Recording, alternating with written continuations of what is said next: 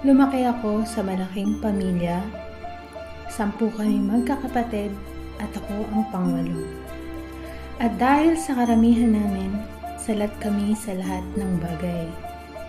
Mga anak, mag-aral kayong mabuti at yan lamang ang tanging maipapamana ko sa inyo.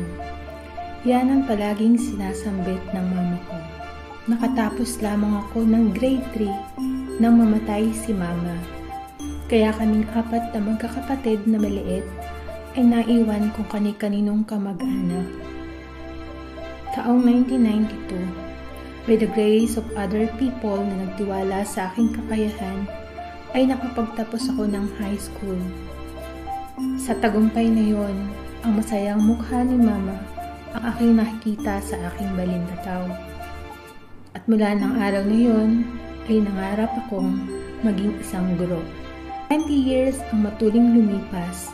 Nagkaroon na ako ng anak at muli, naisip ko magpatuloy sa pag-aaral.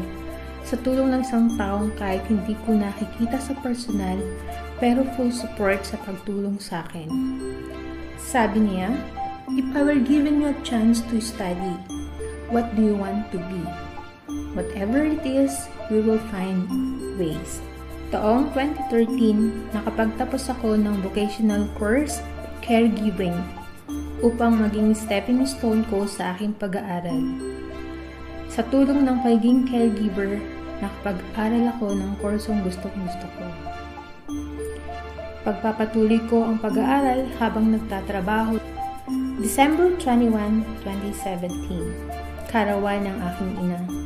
Magkahalong tuwa at lungkot ang aking naramdaman sa araw ng aking pagtatapos. Lungkot dahil wala ang aking ina sa isa sa masayang okasyon sa buhay ko. Tuwa dahil natupad ang nais niya na makapagtapos ang kahit isa man lang sa kanyang mga anak. January 2021 ay nakamit ko na ang minimiting lisensya.